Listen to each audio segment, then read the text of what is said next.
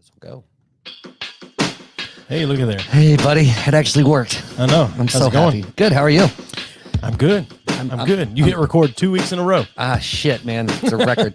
I'm excited about tonight. I am too. This is the best guest that you've booked so far. And it is good. Like, I'm super excited and for a number of reasons. Good. So what are we drinking tonight? We are drinking Dr. James Crow's Old Crow Kentucky Straight Bourbon Whiskey. Straight garbage. What does it say? It said somewhere on here that we were laughing about earlier. Aged for a full 3 years. 3 years. In new charred white oak barrels. That's how you know it's good. Right. I don't know. I think somebody just finds like, fuck, James, Doc, we got to sell this shit, man. Get it out of the barrel. Yeah. All right. Our guest is not drinking with us tonight because, cheers. He's got a game tomorrow. Yep.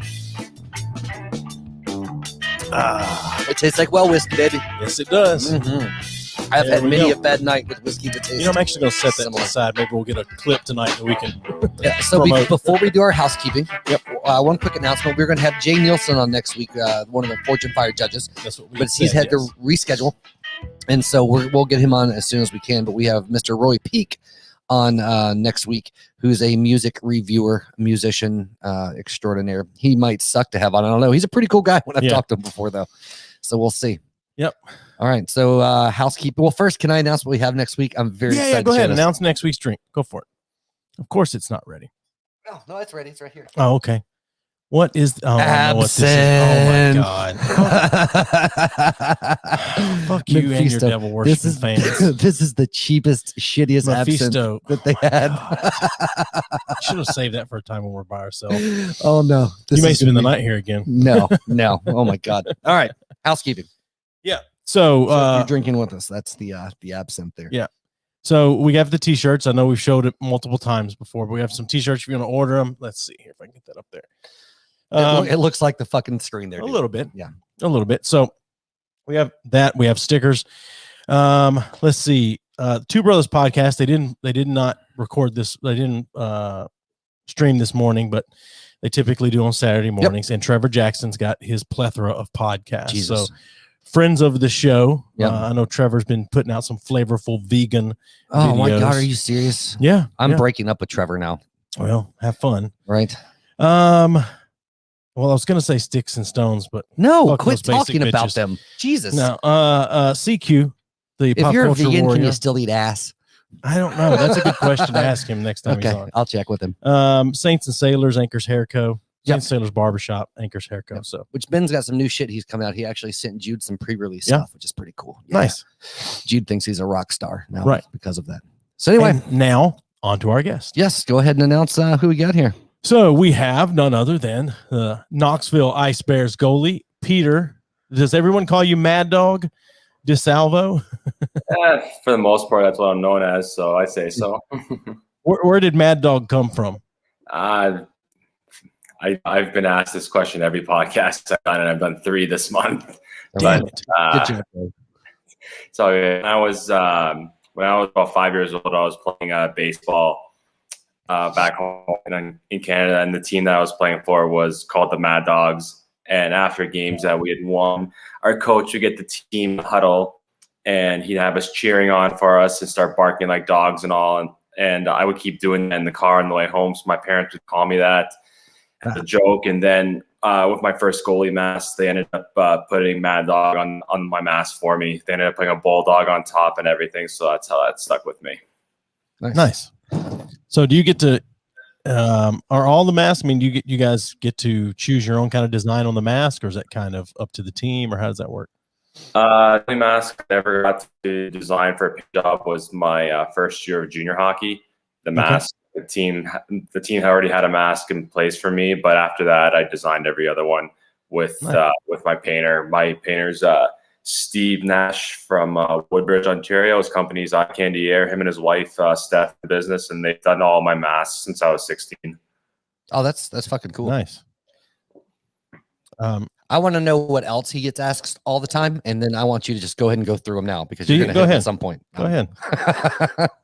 Go ahead.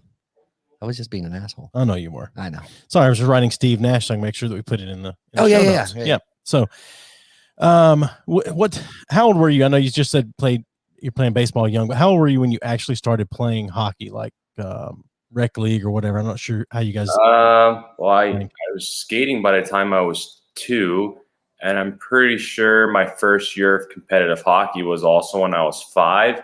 But I didn't start playing goalie full time until I was 6. When I was 5, I wasn't allowed to be goalie full time. In my hometown, every kid on every team had to try goalie at least once. But I was goalie the very first game. I wanted to be goalie the whole time, but I wasn't allowed to be. Yeah. What is it that drew you to goalie? Pardon? What is it that drew you to goalie? Like, what is it that made that enticing to you? I wanted to be Patrick Waugh growing up. My whole family is Montreal Canadiens fans. So growing up, my dad would just tell me to watch Patrick Waugh all the time. It was his favorite player at the time. So I would just be mesmerized by watching him, and I just wanted to be him. Patrick Waugh. You don't hear that name a lot, at least not in the South anyway, when people talk about hockey. Not anymore, but he's still very relevant to the game today. He's he is the most relevant goalie to hockey today for goalies. Okay. Interesting. Who's your let's see. I was trying to think of how I was going to word that. I don't know, so I'll come back to it. But first and foremost, they won last night. Again, yes, you guys have been on a hell of a streak. It was a rough first part of the season, man, and then things have picked the hell up the last 12 games or so. Yeah, it's been about that. I've been out of the lineup the last 2 weekends. I have a small injury I'm taking care of, but I'll be back in the pipes next week again. Right on. Nice. All right. That was a fucking great fight. Jesus Christ. Last night? Yeah. Yeah. It was.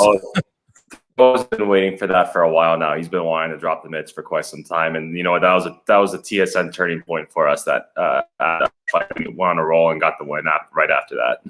Yeah, it was great. It was it's one of the more brutal fights I've seen in Knoxville as far as I wasn't there, but I mean, I've seen the video from it, and we were watching it earlier. But anyway, interesting. So I want to go and ask him about the jersey, just because go ahead. So he gives me shit all the time. So I was never into like sports, sports in general, but watching. I played sports growing up, but hockey more passively. But it's one of the few sports I enjoyed watching. But since we moved here to Knoxville, we've gotten passes and we come to the games. My kids fucking love it. They're 10 and 12. But I got an Ice Bears jersey. But I got it custom. But I got my own name on the motherfucker, and he gives me shit for it all the time, saying it's the stupidest shit he's ever heard of. But I like it. So what's your opinion on custom fan jerseys? Well, custom fan jerseys for 40-year-old men. for 40-year-old men, yeah, sure. As long as my opinion, as long as the name and numbers are the exact same as the players, go for it. Who cares? Oh no, it's my own name. Yeah, with your own name. But I'm just saying, like, as long as like font is the same and the numbers are the same. Yeah. Like I've seen some guys get replica jerseys and they get some knockoff on the name and numbers and it looks nothing like the real thing. I think that's garbage. But if you want to put your own name and number on the back, go for it. Yeah. See, I don't remember what number did you get? 81. 81. Yeah. That's right. I forgot about that. I'm gonna get a little crocodile embroidered on the. Are you? No. You don't get a C for captain? A C for captain. Jesus Christ. I'm captain of my family, goddammit. Of course you are. It's just your God-given right. Oh God. So there are things about hockey. I mean, I've never played hockey, but and it's because with a body like that, you're kidding me. Yeah. So I mean, in the South, though, growing up, like there was a minor league hockey team, Huntsville, back then was called the Channel Cats. Oh yeah. So and pre-Havoc. Yeah, it's pre-Havoc, but hockey was never discussed as it was all it's football, baseball, basketball. So I played football and played baseball until I was about 15. But hockey was something that I think I would have enjoyed playing. It would have been nice to have had it wasn't around, right? Which wasn't around in the South. I mean, soccer started coming in when we hit our teenage years, kind of. But one of the most intriguing things about me just carried over from playing football, and I know what it's like in the pile up in footballs, but whenever you get in, when you get, 3, 4, 5 people in a corner in a game fighting for the puck, whatever, how much shit talking actually happens in those groupings of people fighting over the puck and stuff like that? There could be, it all depends. Like sometimes guys are just in the moment and stuff comes out, and sometimes they're not really focusing on talking to the other team, and they might get a whack thing, and then throw out a cuss word or like that because they just got hit or something. But for the most part, I say a normal amount of back and forth. But again, it's all in the heat in the moment, right? Because you're ultimately trying to get the guy right. So does that happen leading up to the face-off? Trash talk can happen really at any time during the game. I hear it, but not too often because, I'm not battling out in corners like that. I usually hear like after the whistle if I cover the puck and everybody's in tight and stuff starts to go down. So, no, there's definitely a lot of shit talking out there, but I think that comes with every sport. Yeah, especially anything with heavy contact and there's a lot more testosterone and aggression, getting thrown around. Right. Yeah. And the way hockey is today, it's not like how it was back then. Like today, like you can only hit guys in certain ways compared to hockey like the 90s and the 80s where you can openly do an open ice hit and then you get ready to drop the gloves if you have to. Way back when if anybody took a dirty shot, you can just take your gloves off, grab the guy right away without risking getting an extra penalty. Now you can't do that because you'll get an extra penalty and you end up going to the penalty kill. So lots changed over the years, but definitely the trash talk's always been there. Yeah. Well, I was reading that they really, over the last probably 10, 15 years, because of attendance dying in, I shouldn't say that, but going down in, a lot of minor league hockey and local leagues, that they tried to clean it up, and then they've changed some of the penalties and tried to curb some of the violence and like the people in stands, like the Ice Bears, you can't cuss supposedly. I mean, it's supposed to be pretty PG-13 because they try to bring in more families to raising them, so it wasn't just a bunch of drunk old 30-year-olds screaming and throwing beers at people. So I know we were at the home opener this year. We sat in a box, and there's a guy right up above us in the stands, and this guy from Macon, and I can't remember. I wish I could remember the guy's name, but this guy was just giving him the business all night long. Like, I don't know that the guy shut up while this other guy was on the ice. I don't know that they ever shut up, like yelling at this guy from Macon. Like, I don't know, maybe on the ice, can you hear the fans when they're yelling things specifically at people, or is it? I mean, I understand the focus. Sometimes that stuff gets tuned out, but can you actually hear? If you wanted to hear it, could you hear it?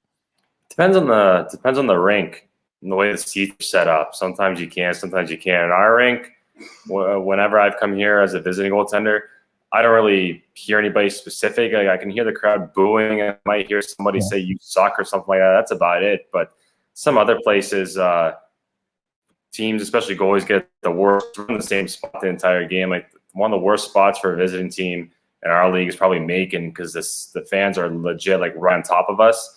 Luckily, I played there for a little bit a couple of years ago, so those hecklers don't really give me too much crap anymore. So, yeah, they're good. Those guys that are there, they're good guys, and I've had a lot worse than what they've thrown at me even before I played for them. So. Yeah, there was some giant dude there last night in a fucking pink bunny suit, like screaming at the Havoc's goalie. Like, just you could hear him across the arena. It was fucking awesome. I wanted to go to that game last night, but I had some work stuff that came up and didn't get off in time to go there. And you had my wife. Well, you had an asshole friend that's like, I don't have any tickets. Well, no, I mean, that was a couple of weeks ago, but no, my wife's from Huntsville, and while she would be rooting for Knoxville, she would like to go to a Huntsville game one night when they're here. So, which I think Huntsville is one of Knoxville's biggest rivals, aren't they? I don't really know. This year, everybody's a rival of everybody because only 5 teams playing this year. But okay, I know the old rival with them was my old team, Mississippi River Kings. They're not around anymore, but we were a pretty big rival with them, especially because we're only 3 hours away. Yeah. So, but Knoxville, when I first came to the league, Knoxville's biggest rival was Fayetteville. Mm-hmm. And then, there's Roanoke now. Like, every team has a rivalry with everybody just about. Like, my first year in the league, I played for Pensacola, and our biggest rival was in Louisiana that year because we were battling out first place with them that year majority of the time. So a lot of beef with them that year. Yeah, because I would say the games I've been to here consistently, as far as I haven't seen many people throw down the mitts much, but as far as like just getting into it and shit has been like either Pensacola or Macon have been the two bigger. I'm trying to remember who do we went together a few weeks ago, and was it Birmingham maybe? Pensacola. That's who we went and watched them play. Well, regardless, but I just remember there's the ref broke up the same two guys two or three times, and it was like you could see it was building up, like you knew it was going to happen, and finally they let them go, and but at that point the whole crowd got into it, and it was a different crowd at that point. I mean, it was a pretty tame, I think it was tied up at that point, but the crowd got into it, and then Knoxville ended up winning. But that was a turning point. I don't quite understand why you'd want to try to take. I understand you don't want blood all over the ice, but I mean, that was some of the excitement of hockey back in the day, was the fights, because it's one of the only sports, if not the only sport, that you can kind of take out some of that aggression. I mean, you go enforcer. I mean, there's not really enforcers, really, not like the way it used to be anymore, right? I mean, no, it's not. Like my first year in this league 8 years ago, every team had a designated enforcer on the team. There was no question. Every team like looked to having one. You don't really have that. I don't even like our team. Like we don't have an enforcer, but we have guys on our team that can fight, and they'll fight every night if they have to. But it's nothing compared to what it used to be like 8 years ago. 8 years ago, we were having line brawls every other game. So you had to have your enforcer out there to protect your players. Yeah. Like everybody needs to be able to protect everybody, especially like there's so many rules these days with the game that guys try to get away with cheap shots because they think they can't get touched. Like the Instigator Rule. Do you guys know what that is? I've heard it. I don't know all of the ins and outs of the Instigator Rule. I forget when it came in. I want to say it came in in the 80s. Don't quote me on that though. But basically, it just prohibits you from just grabbing a guy out of the blue, and from beating the crap out of him. You know, like you can't just sneak up behind a guy, grab him, and start punching the crap out of him. I personally don't like that because guys can get away with cheap shots. Right. That's why guys would grab guys like that. Like I get it. Like you don't want guys to get hurt putting this enforcer rule, but now guys are getting away with cheap shots. It's like college hockey. You're not allowed to fight. There are so many guys that go around slashing guys in the back of the legs, on the wrist, and you can't do anything about it because you risk getting a suspension if you drop your gloves and fight. But that's how guys get hurt more, is with cheap shots. Yeah. So I guess you can look at it as a win-win or a lose-lose, but at the end of the day, I think there's too many rules when it comes to some of this player safety stuff. Like, you know what, players got to be safe, but you're creating more opportunity for cheap shots, and I think more guys are getting hurt now because of it. Yeah. And to me, like I said, like we said, you're much more, you follow sports as far as all that stuff. I'm more of a passive enjoyer of any type of sports ball. But as far as I know, part of hockey too, it fascinates me. It seems like it's a watering down of the tradition where it came from as well. On top of all that, on top of the potential injuries, doing away with the stuff. patriarchy. Yeah, right. fighting the man. But no, it's like hockey is kind of steeped in that tradition of being able to be able to throw down if it case maybe it keeps things balanced in the world a little bit, minimizes the cheap shots. Because if you know that they got a dude on their team that's going to fucking wreck you, like there's a little more. It's the whole thing of like being able to get arrested now if somebody again get in a bar fight, right? Right. And it doesn't matter if dude started or not. They can go to jail. They can sue you, all that shit. So there's not this baseline of respect that you have now to say, hey, I'm not going to say shit to you because you might fucking break my teeth in. Well, we've said it. The balance of the world, man. Right. We've said it a lot of times, like in maybe our age group is one of the last ones. And maybe you, Peter, as well, is like we got in fights when we were young. Like you would fight friends, but you get in a school fight or whatever, somebody, whatever happens, you fight over a girl, you fight over whatever. Last fucking nanner. Yeah. Whatever. But there was, for good or for bad, there was a hierarchy, and you knew where you stood, and you knew what was coming your way. You knew that if this guy did this, if you were the guy doing that, you're like, what's coming later. Right. Well, you know what's coming later, but I'm just saying, like, well, I mean, I got in a fight with a guy one time because he would slam my hand, and we had over-under lockers, and he would slam his locker on my hand when I would rest it there. And he did it one time. The last time he did it, he'd slam my hand in it, and he went to the water fountain right next to our locker. And I just walked and grabbed his head and just slammed it right off the water fountain. But that was the end of it. Like, there was no, we also didn't have to worry about somebody bringing a gun to school and shooting it up for something like that. But I like that, that knowing where you stand and knowing that there's consequences for a cheap shot or whatever in hockey. But I also like in hockey that they'll call embellishment. And I don't know how much that happens in the SPHL, but I love the call when I watch an NHL game and somebody kind of flops like men do in soccer, and then call a penalty on it and send them to the box for 2 minutes for embellishment. I fucking love that shit, because it's like, yeah, you want to fake some shit to try to get somebody else penalized. Yeah. Here's your card. Yeah, I wish they would call that more when I watch soccer. When I watch a lot of World Cup and Euro Cup, and I see way too much diving. Too many soccer players are pussies. Let's put it that way. I can't watch men's soccer.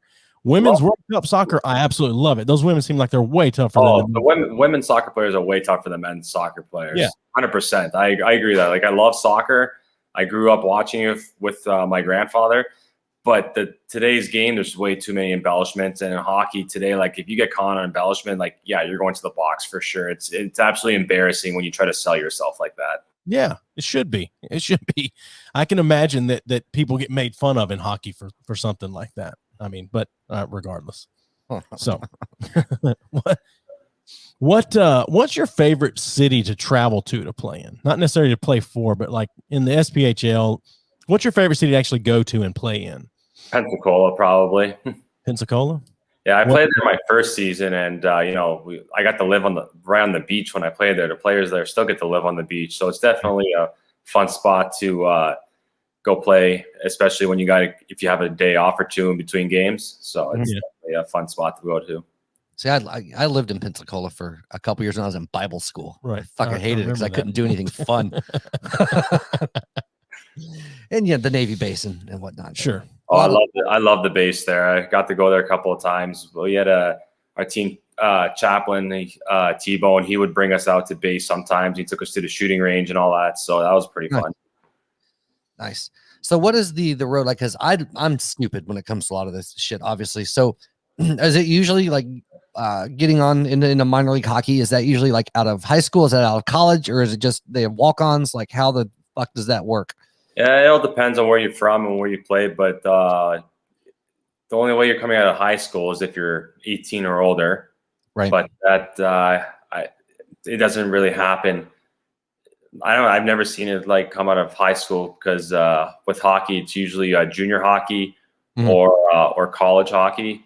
I came from Canadian college, but I also played junior before that with a lot of Canadian universities. They get their players out of junior hockey first, like up until they're 20 years old.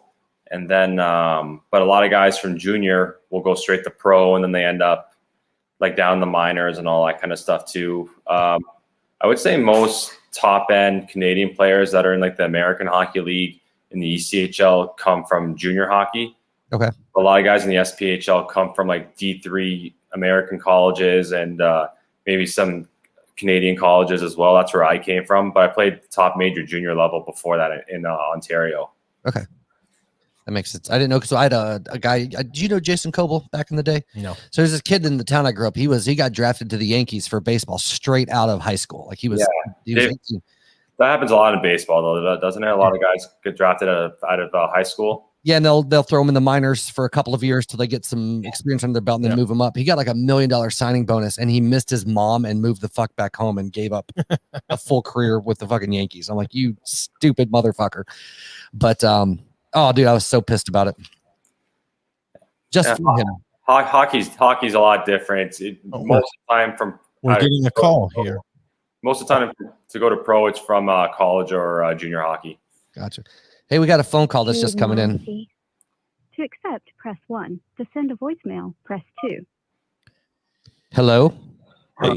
Hey. Hey, buddy. Hey. That's my kid. This is Jude. Jude, we got Peter DeSalvo on, the goalie from the Ice Bears. You said you wanted to ask him a question earlier. Yeah. Yeah. He's right here. Can you hear him, Peter? Yeah, I can hear him. What's going on, Jude? Yeah. How many times have you been hitting the nuts with a hockey puck? Can you say that again to me? Maybe you guys can relay that. Say it again a little bit louder.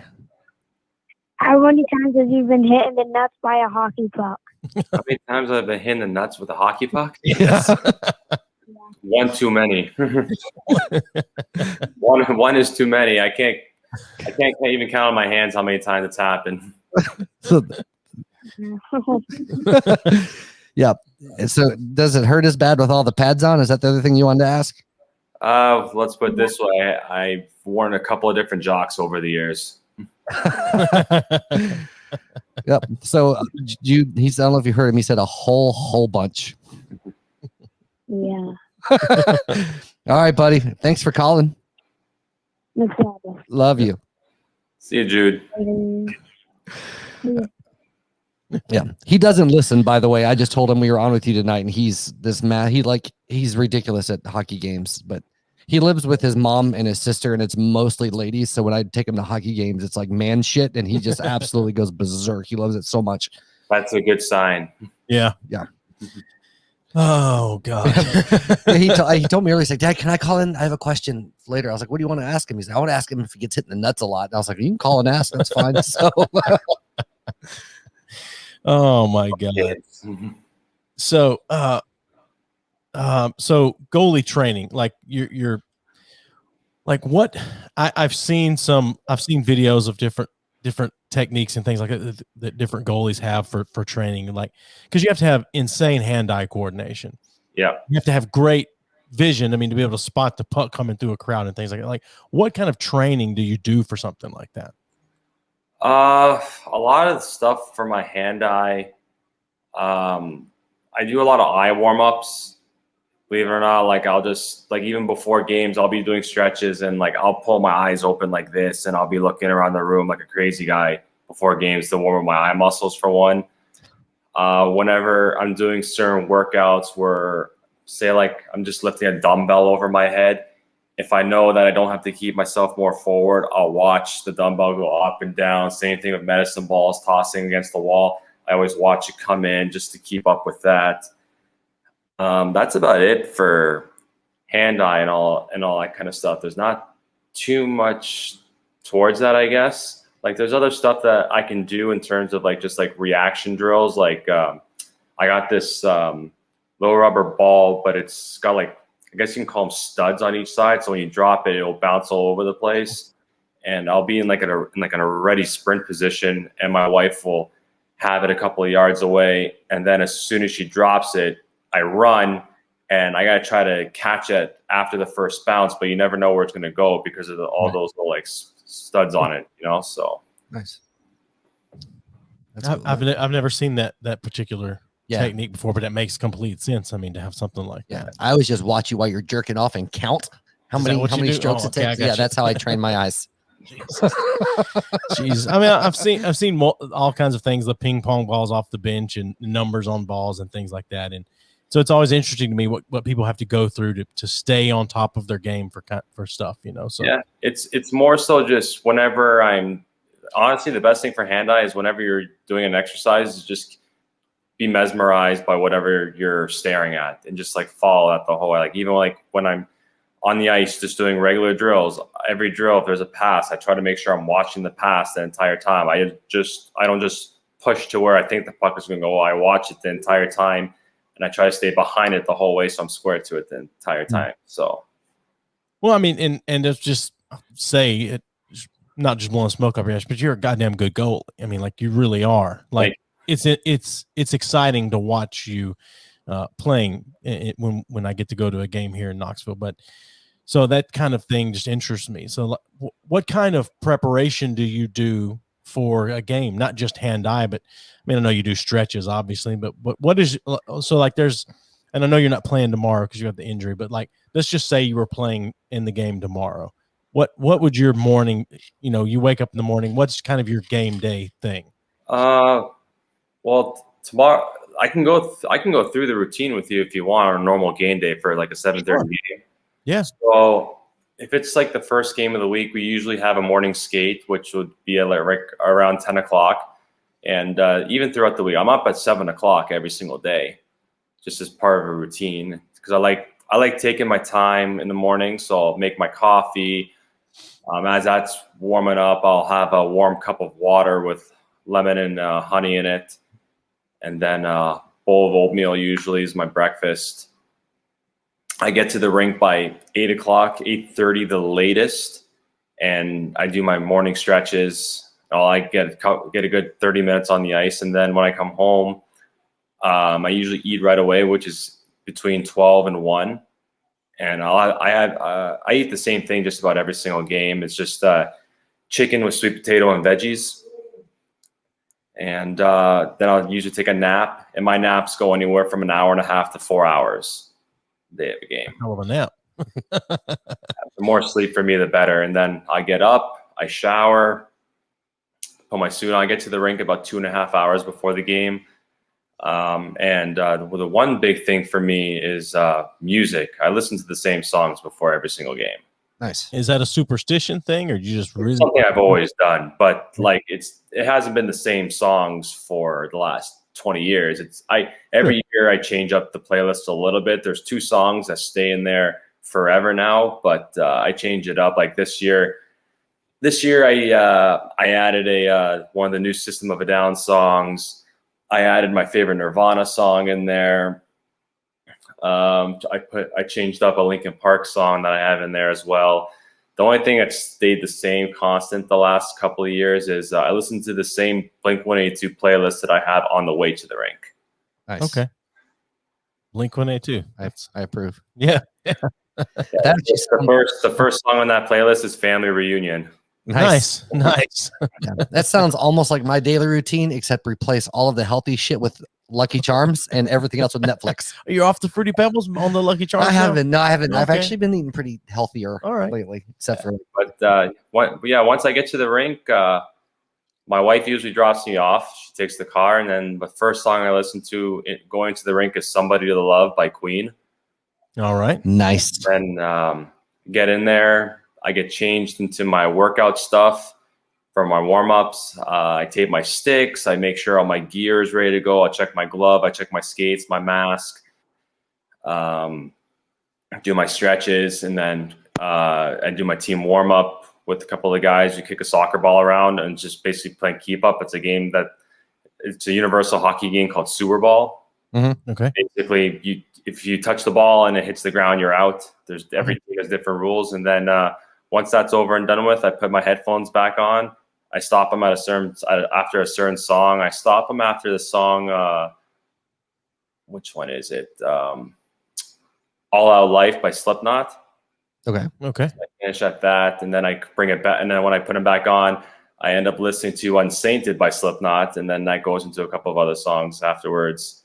And by the time that playlist is ready, it's just about time to go on the ice for warm-ups. Nice. I noticed there's no Beyonce in any of those playlists. I hate pop music. I hate pop music, and I know you guys are Southerners, but I hate new country music too. Oh, I I hate can't. new country music as well. It's not Yeah. country. It's hip hop for scared white people. It's pop music with a banjo over top, and it all sounds the same, and every singer sounds the exact same. Yeah, I agree. Sturgill's the exception, in my opinion. He's like the reincarnation of Waylon Jennings, but better. Yeah, so Sturgill Simpson's great, but yeah, he is he's not modern country. But he's much modern, better. but he's not modern country. And he does a lot of drugs, and so some of the shit he does really. I grew up on rock music. Like my favorite band is on my mask. I got Sum 41 on my mask. So Oh fuck yes! It's not bad. We grew up on Sum 40. Well, I say grew up. I guess we were adults when Sum 41 hit. They just dropped an album last year, year before last. It's Yeah. 2019. Oh, it's 19. So yeah, 2 years ago. Yeah, Order and Decline. Yeah. Great album. Couple of songs on there. The topics are just like, I don't agree, but you know what? Still good music. Yeah, for sure.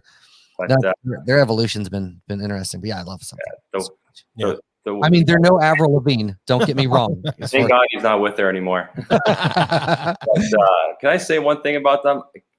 For every music critic that's out there, can you please stop calling them pop punk? Because they're not pop punk. Their first 2 albums, yes, but after that, every album got heavier except for one. Okay. Stop calling them pop punk. It makes me sick to my stomach. Every interview I see, the pop punk band from Ajax, Ontario. This is 20 years after the first song. Have you listened to the newest album? There's not one pop punk song on there. No, he's right. They are a pretty good pop punk band. That are a pop punk. What's wrong with pop? What's wrong with pop punk? Nothing wrong with pop punk. Just don't label something that's not what it is. You know, like you listen to all their albums. They're alternative rock. They play every style of rock music and metal music out there. Yeah, I was gonna say. I would agree with that. Yes, their new album is a lot more heavily. I would say metal influenced for sure. Yeah. All right. Joey doesn't. All he listens to is podcasts, and I don't listen to any podcasts. I and do just listen to music, but it's You mostly don't listen to much podcasts. fucking music. Not much, but I do listen to music. Yeah. Yeah. I just discovered. I shouldn't say discovered. They've been around for a while. They were new to me as Red City Radio. Okay. So I listened to some of their older stuff. It's pretty good, but their new album, it's almost like they took a bunch of like pieces of classic rock and just smashed it the fuck in with some punk rock. It's fucking great. Yeah. Yeah. So I don't give a shit what you think. I know. I want to know what is it about pop music that you hate? Because I'm not crazy about pop music, but I really do love a good pop song. Well, when WAP is the #1 song in America, you know there's a problem. Sure, I get that. But none of it sounds original. It's all about the same stuff. Yeah. Like, someone might say, he wrote about his ex-wife leaving him. Yeah, so does everybody else. Sure. And they make it too obvious. And the other thing is that pop singer probably had 20 people working that song when somebody like Freddie Mercury, he was the one who wrote the entire thing. Yeah. Even my favorite bands today, it's just them in the band who write the songs. All these pop artists, do they have some talent? Yeah. Like I'll give credit where credit's deserved. Like Justin Bieber, not a fan, but the guy has talent. Yeah. But he doesn't write his own songs. No. It's pathetic. Yeah, most of these guys they actually have writing. I can't remember what the fuck they call them, but they'll hire 20 or 50 writers and they just fucking crank shit out and they just take the best stuff out of the sessions and don't get me wrong, it's cool when someone else writes a song for you. Like if Freddie Mercury was still around and he wrote a song for like the Foo Fighters, that'd be badass, you know? Right. Like stuff like that's cool, but like when you have literally 20 people writing your entire album, it's embarrassing. I like that. I do too. Yeah. There was a meme back several years ago. It was how many people wrote whatever Justin Bieber song was, how many people wrote whatever Miley Cyrus song, and then it said how many people wrote Bohemian Rhapsody, and it's just a picture of Freddie Mercury there. And it's so cheers to Queen. I love Queen. Yeah. That's my son, my 19-year-old son. 20-year-old son now, actually. I like Queen before they got lost in the 80s. Do you think you do? Yeah. Okay. Well, that's my son Matthew's 20s. That's his favorite band, like Queen, everything Queen. I will say Radio Gaga is one of the shittiest songs that's ever been absolutely written. loves that song. It's and here's fucking awful. Here's the thing. I love Queen. Freddie Mercury is the greatest frontman of all time, but that song sucks. I got to disagree with you on there. I like it. Thank you. I enjoy Radio Gaga. No, but at the end of the day, I will say I like the song, but I don't think it's one of their like top end songs, like the Live Aid concert. I don't think they should have performed that song. They had other songs they could have put in there in that set list over that one for sure. So I feel like it's one of those songs though that Freddie Mercury was like, that one's good enough. I just tossed it. I don't think he wrote it though. I think one of the other guys wrote it because it was something based off something his son was saying. Yeah. But anyway, regardless. So stupid. It's a good song. It's not a great song. It's a good song. Anyway. Oh God. So you've walked us through getting ready for the game. Like after the game, how do you wind down? What do you do? Is it ice bath? Is it more System of a Down? Oxycontin? I keep the headphones off afterwards. I just do a lot of stretching and usually ice tubs after games. This year we're not really doing those too often because we're trying to keep clean and like we'd have to, after every guy uses the ice tub, you have to empty it out and refill it for yourself. Right. So I'm not doing that this year. It's just a lot of stretching and rolling out on a foam roller for me. Okay. I hate foam rollers. They're so uncomfortable. They're supposed to be, I guess, to work things out, but they are. Now, Amanda has one because she stretches in yoga and all that shit. She's like, you should try this foam roller. And I was like, okay. And it was just tears. It was just sadness. I hated it so much. Jesus. So do you after the like do you have a specific meal you eat after a game or no, it just we have food brought to us after every game. It's something different every game and every place we go to, but probably my favorite place on the road to go for food afterwards is probably Huntsville, because one of their boosters there who I've been friends with for years, shout out to Angie. She Asian Mama, that's what she calls herself. She gets this year she gets it dropped off to the bus for me, but she makes me homemade food just about every game that we're there. So nice. I have to eat a Chick-fil-A sandwich after games. Oh, nice. Actually, I moved here from Huntsville. Yeah. So I shouldn't say hate it. I'm not a fan of Huntsville. Yeah, Yeah, I don't care for Huntsville that much. And for the record, I don't hate Chick-fil-A. I just don't want to eat that after a game when I have to play the very next night again. Sure. That's fair. I get it. That's fair. You got to hit up the Waffle House, man. Because that'll totally set your stomach up for success.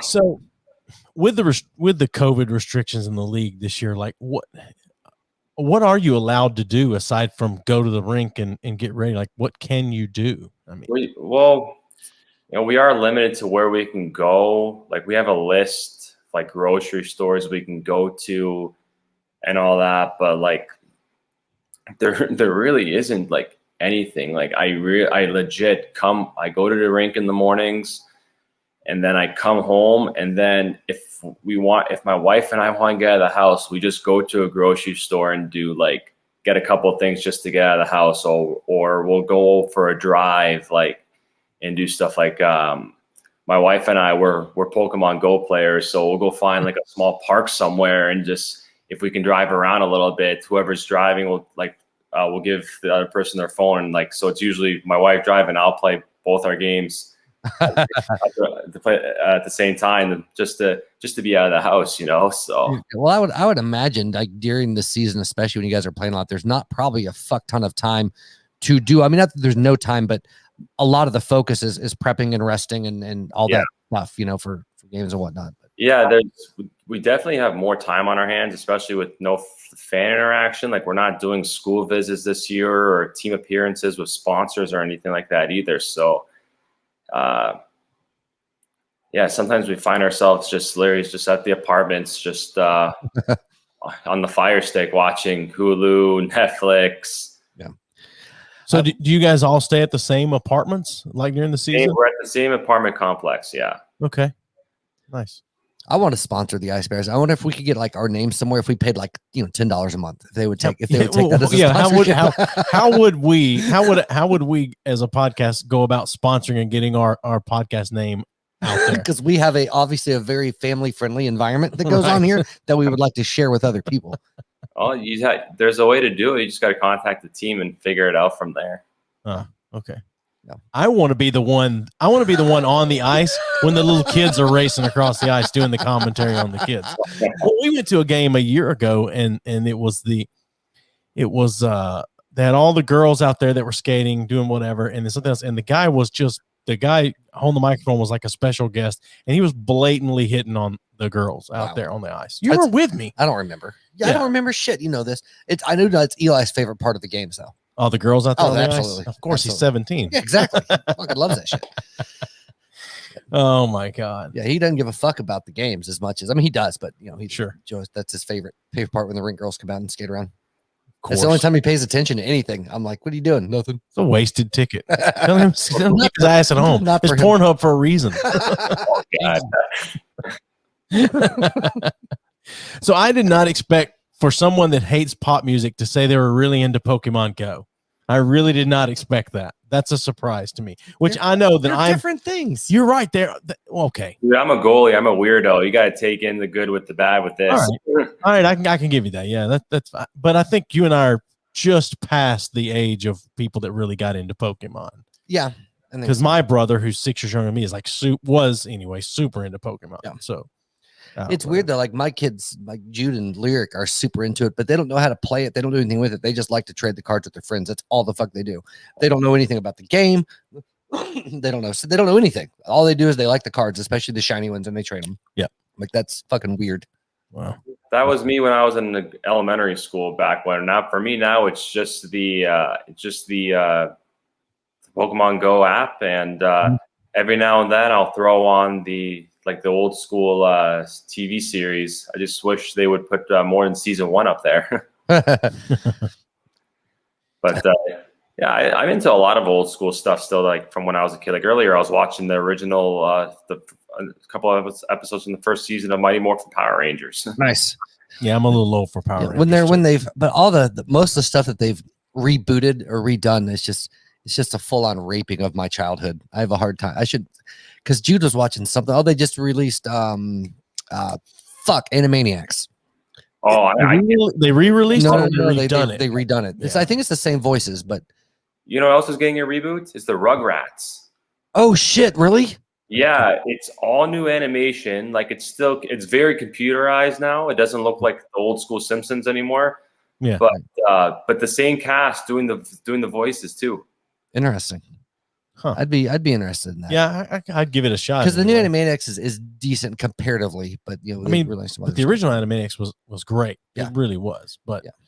I don't know. That's Rugrats because I loved me some Rugrats. I'm just waiting on a Ren and Stimpy reboot. Oh my god, dude! I wore Ren and Stimpy socks to the game last night. Nice. All our friend Trevor said Scooby-Doo is the best tune of all time. Trevor, I love you, but that is Yeah, the dumbest thing I've ever heard. Yeah, I disagree with you, Trevor.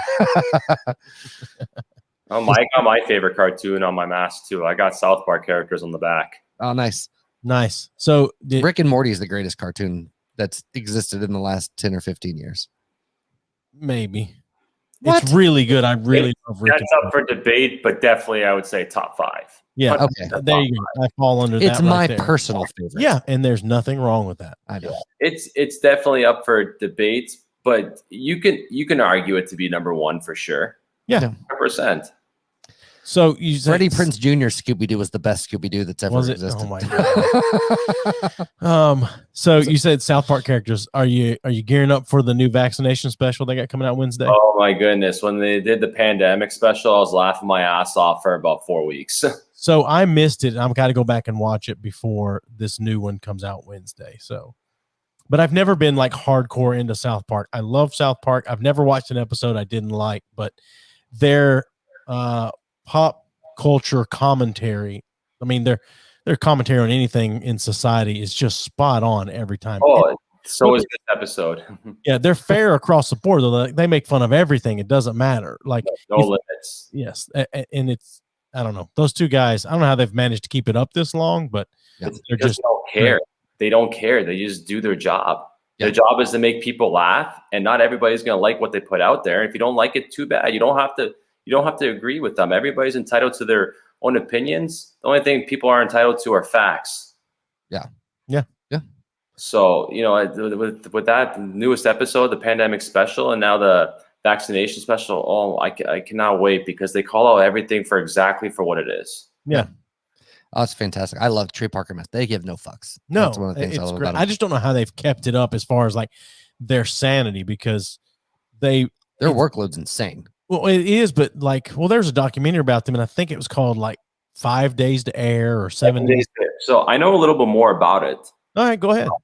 So, we got to remember. Bet you didn't think you're going to talk about South Park tonight, did you? I love it. I love talking about other stuff other than hockey on podcasts. It's fun. Oh, well, good. We'll get rid of this notebook. Like you got to remember too. Like this is my personal thinking on it because they used to just live and breathe South Park. That's all they did. Like they used to have up to 20-something episodes per season. Then it got down to 14. And they would cut the seasons in half. They would do 7 like at the beginning of the year, 7 at the end of the year. And now they're down to just 10. And they've shortened it up. So now they're not running out of so much material to do all the time. But plus they're doing other things along with South Park. They're not just limiting themselves to just doing South Park. They got their musical, The Book of Mormon. They did Team America, World Police, which is another amazing movie. It was really good. They had basketball before that. Basketball's one of my favorites. Basketball's one of my favorites. Before that, they had the movie Orgasmo. Orgasmo's fantastic. Insane. It's Stunt such cock. a good movie. That's right. Stunt cock. You better make me come. I think it was keeping up with their sanity and just being able to do it just because they found ways around not doing just South Park. Right. Like you need it's like hockey. You need a mental break. Like you can't just do hockey all the time, Right. Eventually you're going to drive yourself insane and wear out your body. You got to spread your horizon and do more than one thing, Yeah, for sure. Dude, I was going to go see Book of Mormon when I was in New York this last year. Dude, tickets were so fucking expensive. Sure. It was like for shitty seats. It was like $800. I was like, no, I guess I'm not going to go see Book of Mormon. No, I'll go find it at off-Broadway touring or something sometime and watch it. Yeah. But anyway. So outside of hockey, then, like what obviously What are you into? other than Pokemon Go and driving around, the pandemic, like what kind of shit are you into, man? No. Before this pandemic, I was my wife and I would go to we went to quite a few concerts. We saw So the summer before, like last summer, we saw Kiss in Quad City where I was. Nice. And we were 13th row center on the floor for that. That was pretty cool. That's fucking awesome. We saw Alexis on Fire. I don't know if you know who they are. Yeah. Yep. So we saw them, and that was a fun one for my wife because she loves their one singer, Dallas Green, City in Color. She loves his solo stuff. Yep. And we also saw Sum 41 that summer as well.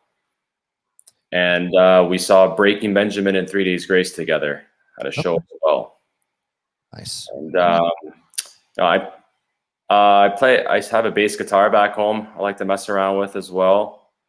And my wife's family is actually very musically talented. Like a bunch of musicians in her family. Her dad's actually, and my father-in-law is actually in stage production, and he's worked with like Cheap Trick. He's been a hype man for Vanilla Ice. He does a bunch of stuff all around North Carolina and I think West Virginia, if I'm not mistaken. I would absolutely lead every fucking job interview I ever had with. I was the hype man for Vanilla Ice. Right. That Yeah. shit, He just needed an extra guy, and he just went and put on a clown costume and was just on stage jumping around, getting the crowd pumped up. that's fucking awesome. Yeah. My father-in-law, he's an absolute gem. I love the guy to death. Him and my dad are both definitely have a lot in common, especially when it comes to music. My dad's the one who got me into rock music. My dad took me to my first concert when I was 10. And it was Rush. Nice. I was just going to ask you if you were a Rush fan. Oh yeah, I actually played hockey with Geddy Lee's godson. Really? That's awesome. Yeah, so Geddy Lee's godson was a goalie, and so his the one I played with, his older brother was also a goalie, and I played against him in junior hockey, the older one. So I don't know if you're familiar with some of the old music stores in Canada. There's one that that was called Sam the Record Man stores. Okay. And so Geddy Lee's godson, his dad is best friends with Geddy Lee. His name's Jace. So Jace's father, who was Jace Sr., he owned the Sam the Record Man stores. Oh, nice. And they were like one of the biggest chains in Canada. Eventually he sold it to another chain. And do you guys know the Rush Feedback CD, the cover album? No, I don't. They have a cover album. They have a cover album where they all just cover songs called Feedback. They did The Who and can't remember the other bands. They did Summertime Blues. They did The Seeker. They did the song Crossroads. But if you look at the back, it says on it, special thanks to Jace Snyderman for planting the seed in this record. So Jace and the two sons that were the goalies, they were the ones who told them what songs to cover. Oh, nice. I'm gonna have to check that out because I love a good cover song. It's all cover songs. There's about 10 songs on there. Yeah. Okay. See, it's a very unpopular opinion. I feel about Rush the same way I feel about Pink Floyd. Because they're fucking brilliant musicians. They're all really great at what they do. Yeah. But they're overrated. You think they're overrated? I'm not a fan of either band. Don't tell that to my dad. What is it that they're? I understand you don't like because I like Rush. I think they're both. I don't own any of their stuff. Like I'm not. Well, again, I own some of all phenomenally fucking talented. Sure. I'm not taking any of that away, but I don't know. I don't understand the mass appeal. I understand if you're a technical person and you enjoy that shit, it's fucking like. And they're in different categories. Like Rush and Pink Floyd are not the same type of fucking band. Absolutely. Like Pink Floyd, they're studio, they're fucking brilliant. But the rest of the stuff can eat a dick. Rush they're just good across the board. Like music talented. I shouldn't say they're overrated. I don't enjoy their music. Like I can't sit down and throw on a Rush record. Can't do it. Well, I tried. don't. And it's not even his voice. Like I can't put my finger on it. Like I have tried to get into Rush, and I just fucking can't do it. You tend to not enjoy some of that. I don't want to say weird. It's not weird, but kind of the different technical, not technical really, but what it is timings like, and things like that. Well, see, my thing is musically anyway, I appreciate a hook and I appreciate song structure and I like the lyric side of shit. And like they're very music talented, a lot of odd time signatures. They're so good in that arena, but I don't enjoy that from a listener standpoint. I get you. I'm a sucker for a good hook and a guitar riff like that. I just didn't. I guess I should say I'm a passive Rush fan. I enjoy they're hits, but I couldn't tell you any deep cuts that are really good stuff. Yeah. So, and that's fair to say. Then it's like not everybody likes the same stuff. You know, Sure. you can appreciate stuff like. Look what I said earlier when we're just going back to pop music. I'm not a fan of Justin Bieber, but I give him credit because the kid does have talent. Yeah. Yeah. It might be shitty talent, but it's talent. Well, it's like we've talked about, like John Mayer, right? His pop shit. I hate his records, but he is such a goddamn good guitar player. And I randomly he's won a pretty good tickets. songwriter. I randomly won tickets to see him yeah, play. we went to see him play. And I was like, it's going to be a bunch of fucking soccer moms and teen whatever. But then after that, for his encore, he was like, if you came here to hear any of my hits, you might as well get the fuck out. And he went into like a fucking 20, like it was about an hour and a half. So he played about an hour and a half of his pop stuff, which was enjoyable. Like I like John Mayer's pop stuff. I like his blues, but he did come out and say, if you don't like guitar music, you should probably leave now and beat the traffic because you're not going to hear another pop song the rest of the night. And he just did an hour and a half of straight blues with his drummer and bass player, and it was cool. phenomenal. It was the best guitar playing I've ever seen live. Yeah, it was insane. But it's funny. You said City and Color. Like when they grew on me his first record that came out, I was like, this is just a shittier Canadian version of Dashboard Confessional. That's all this is. And then like he's very talented, and it grew on me. But that was my when I was a young whippersnapper. That was my first impression. I was like, fuck this guy. I actually know his brother-in-law. His brother-in-law is a hockey instructor back up in Canada. Really? Yeah. His father-in-law used to coach against me when I was playing minor hockey as a kid. You know a lot of people that know famous people. I know the lead singer of Sum 41, the bass player. And there you go. Hey, don't get me wrong.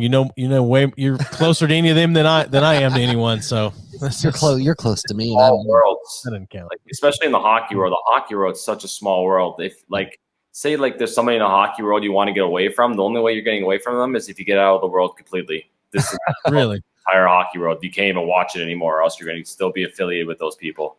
Nice. Huh. Well, go ahead. You look like you're fixing to say something. I completely fucking blanked out. Did you? Yeah. All right. I was telling him earlier, I have to go to a neurologist in the year. I've had like fucking 8 or 9 major concussions in the last 10 years. So I have like massive memory gaps of shit. So it's fun. Yeah, it's a good time. So I don't know what I was going to fucking say. Good. Oh, I will ask him, like, which one of us is cuter? Oh my God, Jesus Christ. No, we had. You don't have to answer his ass 9 conversations. So we should have asked Will when he was on here. Yeah. Oh my God, that would have been a bad one. So back towards hockey just a little bit. And you said you guys stay in these apartments or whatever, like, and as far as this season, you're very limited on where you can go and what you can do. So I mean, it kind of means that it sounds to me, and you correct me if I'm wrong, like you guys aren't allowed to have any other job or anything during the season, correct? Correct. And even myself, I couldn't work anywhere else right now, even if I wanted to, because I'm Canadian and my visa is only good for playing hockey. Oh, nice. That makes sense. Jesus Christ. I can't imagine how. Again, so you have to go back home. Play Pokemon Go if I were in that situation. Honestly. So you actually have to go back to Canada. Like, what's the frequency you actually have to go back to keep your visa going? My visa expires, I'm pretty sure, at the end of May. Mm-hmm. But my wife's American, so I can technically stay in the States after my visa's expired. Because I know in Canada the rule. I'm pretty sure it works both ways. The Canadians are allowed to come into America for 6 months straight without a visa, nothing. But then they have to go back home. Like if I was here for 6 months straight without a visa, I'd have to basically go back home, tag up in Canada. But then like the next day, I can come back into the States and stay another 6 months straight if I wanted to. And the same thing the other way around. But right now, just the way the borders are and the way the Canadian government's been, I don't even know if I'm going to get to go back home this summer. Really? So I announced that, which is a strange thing to me. A couple of years ago, I had to go up to Detroit for work. And so I decided to drive across the border to buy some Cuban cigars because for whatever you think about Canada, at least you can buy Cuban cigars legally up there. And people complain about the border in the U.S., like how strict we are with our border, supposedly or whatever. But supposedly, yeah. So But I was questioned and held up way more trying to get into Canada than I was coming back into the U.S. It all depends on the border cop that you get to, because going both ways for me, going back into Canada, coming back into the States, it all depends on which border cop you get. Because sometimes you might get one that's just having a bad day and is just really like a real asshole to you the whole time. Sometimes you get somebody that's just like, oh, you were playing hockey. Where did you play? Like, they ask you questions as they're doing like your paperwork, checking it up. You're like, okay, well, drive safe. Glad to have you back. This and that. It all depends. But right now, from what I've been seeing, any Canadian trying to go back into Canada from wherever, whether it's from here in America or if they went on vacation somewhere, You can get put in COVID jail, aren't you? From what I know right now, apparently you can refuse it and still go home. Mm-hmm. But long story short, at the end of the day, it makes no sense to have to go to a COVID hotel because your home is better than a hotel. It's just our prime minister being an idiot. Gotcha. That's what I was going to say when you said you technically would have to go back home, but you didn't know if you could. Now, what I was going to say is Trudeau going to let you back in? that's he seems to make him let me come back in. The guy is the softest guy I've ever seen in office. It's unbelievable. Gotcha. So I was 3 years ago. I was in Ajax for work, and I guess I don't know if he had just done something or just took office. I don't know, but I was hearing a lot of people in the hotel, a lot of people complaining about something, and I don't remember what it was because I was there for a week for work, but I can remember seeing him and hearing that name, and since then it seems like progressively I've heard his name a lot more. So I don't want to talk about him anymore. He's going to get me fired. But I'm doing something I'll regret. That's fair. That's fine. I get it. The entirety of my Canadian experience, as I went to Toronto with my dad when I was a kid on business, and then when I was stationed in Alaska, I drove from here, and I think we went through the Yukon up through Whitehorse, and then it was pretty. I enjoyed my time up there. It was in mid-January, so it was fucking insanely cold. But Ajax and Toronto was nice. It was enjoyable. But that's my area. I'm from just outside of Toronto. Okay, nice. And that is the extent of the intelligent conversation we can have about Canada. Right. So, Lake effect win. There you go. Oh my God. I will say, growing up, I say growing up, when I was in my 20s, I had a buddy of mine, and he went to Canada a lot. He said that his favorite place was Toronto. He was like, dude, they have the hottest girls in Toronto. Like, I always want to go to Toronto. You're saying it wrong. What is? It's not girls. Toronto. You're supposed to say Toronto. Toronto. Okay. Yeah. Toronto. Oh, Toronto. Okay. I was corrected and told Toronto when I was. My bad. Another example of an ignorant piece of shit sitting right here. We were also told by one of the guys that works up there that we were with. It's not Quebec either. We were told it's not Quebec. Quebec. Yeah, I know that. Quebec. It's Quebec. Yeah. Right. Quebec. Fine. My bad. we had a friend of ours one time that was dating a girl from Canada. I caught him having phone sex, jerking off in the parking lot of a church. Right. I remember that. Yeah. With this girl. Yeah, it was interesting. Yeah, you wouldn't know her. She's from Canada. Yeah, all right. Okay. Only the Canadians know her, because apparently everybody in Canada knows everyone. Oh yeah, it's like, oh, you're from Canada. You know this guy? Yeah, because I know everyone. I know 36 million people. That's funny. Oh God, I would assume that you are ready for a cigarette. I'm for a break. What? Talk You as long good? as you want to talk? Yeah. I was just showing you the time clock, because I don't know how he's with time. How are you with time right now? I'm good, man. If you guys want to take a break and come back, I'm good for that. Yeah, if you're good with that, we should take about 10 minutes, give or take a little bit, because I'm a dirty whore of a smoker. So, yeah. We'll let you know when we're headed back in. Yeah, no worries. I'll be on my phone. All right, my thanks. friend. Hey, everybody. We'd like to take a minute to tell you about a really cool podcasting app called Stitcher Premium. Yeah, Stitcher Premium is, like you said, a free app, and they've got everything you could look for: true crime, comedy, pop culture, The Office ladies. I think Conan O'Brien's podcast is on there. There's lots of things on there. And archives of all those things. Oh, yeah. And smart lists. Yeah, the smart list. That's what I was about to say, you fuck. Smart lists basically will watch what you're listening to, or listen to what you're listening to, Right. use some fancy algorithms, and make recommendations on shit that you already like. Yeah, so if you go to Stitcher.com/premium and use the code B3F, you can get a month free. So it's $4.99 a month or $34.99 if you pay for a full year. But use the code B3F and you'll get a free month. Check it out. And we're back. Yes, we are. So I had no idea. Like, we argue all the time. If one of our faders is down, if you can hear us on the other end, and you just answered that question, good sir. I've tried to tell you a million times, like, yes, you can. The faders were up. They can hear us. Whatever.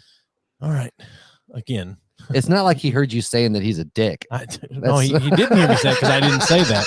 As a matter of fact, while you were smoking, I said, if he weren't under restrictions, I'd say, hey, man, I'm grilling out tomorrow. Come over and have a beer. You did say that.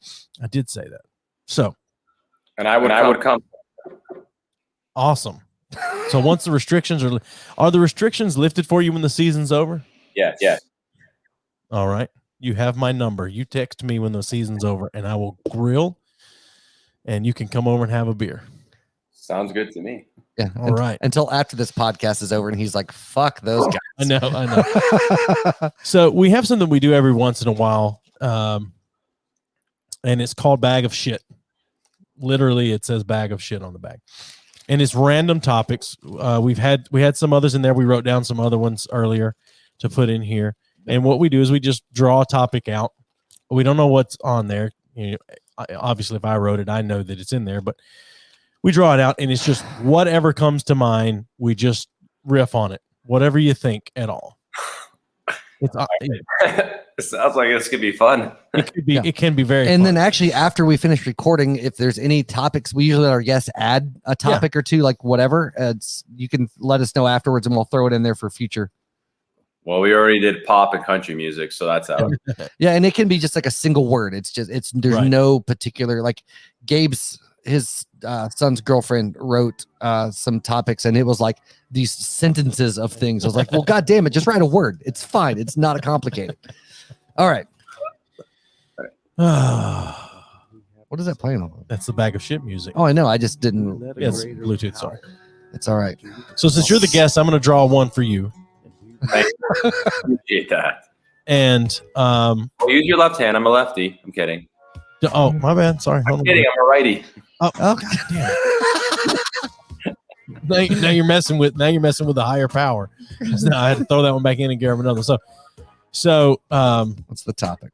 any of us can talk about this. It's not confined to just you talking about this. It's just your draw. Round table conversation. Canadian bacon. You mean ham?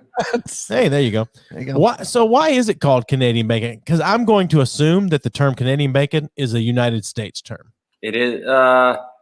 No, not really, because we call like regular bacon, like Black Label bacon, like that's bacon to us. We call it Canadian bacon as well. Huh. Where I'm from, we do. Interesting. Like when we say let's make bacon and eggs, you're getting a regular strips of bacon. All right. Which is my favorite food, by the way. Bacon. Bacon. If I'm going to single out like one specific type of food, it's bacon. I love bacon. I wish I had more time in the morning before work. I guess I could just get up earlier, but It makes everything taste better. I agree. Have you ever put bacon jam on a burger? Yes. I didn't know bacon jam until a year ago. It's fucking phenomenal. I put bacon on ice cream before. Yeah, it's great. And chocolate chip cookies. Chocolate covered. Yeah, make sure you cook it or bake it, however, with brown sugar on top to turn it into candy bacon, and you're good to go. Yeah, but have you ever had bacon jam? Yeah. No, you need to try some bacon jam on a hamburger. Okay. Cheeseburger. Sorry. Just put a little bit on the bottom bun and put the rest of whatever you want on the top. Mm-hmm. But I love Canadian bacon too. Sure. Like it's part of the pig, right? So it's good. I don't hate it at all. It's one of those things I always felt like was probably like an American like derogatory term. Like, oh, look at guys, this is Canadian bacon. Well, it's the same way we've bastardized everything. St. Patrick's Day. I mean, the U.S. I played in the Australian League for a couple of times, and their bacon over there is packaged a lot differently. Like in a regular like pack of bacon, you'll get like your long, like a full long strips, but it has the Canadian bacon attached to the end of it, just the way that they slice it. Huh. It's just not cured or prepared like traditional Canadian bacon, but it's there. That part is there. It's really, really, it's weird. You get it all together at once. Well, that's what you get for having a country full of criminals. Can't even do bacon. Well, you know, if you ask, actually, I've never been to Australia. I've never been to Australia. No, but if you ask some of the flat earthers, they don't believe Australia is real. We had a flat earther on a few weeks ago on the podcast. What's that? I said, "Oh, I'm sorry." Yeah, no, it was enjoyable. The best part of that was the comment section. People just absolutely, it was fantastic. So much fun. Oh yeah. All right, so this next topic here, what do we got? PG or rated R? Do what? Is it PG or rated R? This is PG. Well, I mean, I guess it depends on how you take it, but accents. Accents? Yeah. Okay. You know, over the little notes on the music paper. Accents? No. Accents. What kind of accent you looking for? Any kind of accent. It's just whatever you think. What do you think when you hear the word accents? When I think of accents, I automatically think of Southerners because of where I am right now. Yep. And I feel bad for America sometimes because a lot of people think that everybody in America sounds like the South. Yes. My wife is from North Carolina. Grew up, born, raised, never left. She does not have a Southern accent. Really? Right. Okay. She gets her little draw every now and then when she says stuff. But when you meet her, you would never think she was from the South. Interesting. Mine comes out when I go home for sure. Like I still have one from time to time, but not nearly. Oh, you code talk? A code talk. You talk specific ways around black people too? Yes. My grandmothers have accents. They're from Europe. Yeah. Yeah. My dad's family's from Italy and my mom's family's from Croatia. My mom's mom, she loves it when I impersonate herself, my other grandmother, and my grandfather. Nice. All the time because I throw in the accents with them as well. But like the Croatian accent is it's your standard European accent. Like you hear it, you're just like, oh, they're from Europe somewhere. Yeah. Like my dad's mom, she's got her thick Italian accent still, and sometimes she'll start speaking to me in Italian, and then no, I don't understand. She goes, "Why not? You don't speak Italian?" No, I'm assuming how long, I guess you've been here for a while, but have you been in the South long enough where you can tell by the Southern accent what part of the South that they're from? No. Okay. Because like East Tennessee has a very distinct, and the Mountain North Carolina has a very distinct accent compared to like Alabama, compared to Lower Alabama, like the Panhandle. Georgia. Yeah. It's all very different draws and stuff. It's very fucking weird. Yeah. It all sounds very similar to me. I know some people have thicker accents. To me, it's just like, oh, they're from the deep South. So, or as Little Nicky put it, the deep South. So where would you say, do we sound like we're from the deep South? No. Yeah. All right. I'll take that. Deep South to me is like, that's one something right back there. I tell you what. Yeah. Yeah. That's my entire family. That's my wife's. That's a white side of my wife's family. Yeah. So, hey man, what you doing? We'll go over here for a little bit. Yep. The white side of my wife's family also posts their things on like Facebook, the way they talk. Yes. So like the other day, I guess there was a big thunderstorm going through, and my wife's aunt, her Facebook post was, about that time it came a gully washer. What the hell? Like, I know what a gully washer is, but I'm just saying there's no, wow, it's really storming bad, or hey, it's coming a gully washer. About that time it came a gully washer. That reminds me of my grandmother. She texts me and she'll say that if she doesn't know how to spell everything in English, but she'll say she could speak perfect English, but her accent throws her off. So like she'll send something back to me. She'll say thank you to me, but the way it comes out in the text is how she says it, and it comes out thank you. Yeah. Like, thank you in the text. I know what she means. It's just funny. It's like, oh. Your heart. Bless your heart. Do you have a favorite accent? In the world, well, I don't know if you're meaning like in the South or not. We're talking about the South. I like an Irish accent. Like the Irish And accent? I like a British accent. How about you? I like an Aussie accent. That's what I was going to say. and Australia's growing on me. Aussie and Irish are probably my two Yeah. favorite accents. But I watch the reality TV show Below Deck, and there's always someone from Australia on there, and she's always hot, and that starts to grow on me a little bit. But the Irish accent, bet it does. Yeah, it does. Yeah. It starts to grow. Sure. I like the Indian accent. oh yeah, Really? It's All just breaks the tension when you throw it in there. One of my favorite comedians from Canada is from his family is Indian. They're from India. He's first generation in Canada, and the jokes he makes about his family, and when he throws in the Indian accent, gets me every single time. fantastic. Who is that comedian? Russell Peters. Oh yeah, I know. I don't know Russell Peters, but I know who you're talking about. Yeah. My parents saw him as an opening act in Toronto before he was famous. Yeah. At Comedy Club. Like they remember seeing him when he was like 17 years old on stage.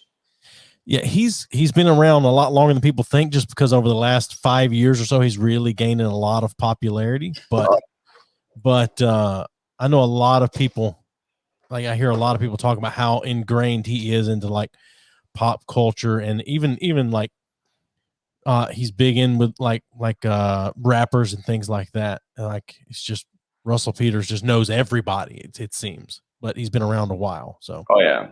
But he's no Jeff Foxworthy. yeah, you're true. He's not. Oh Jesus.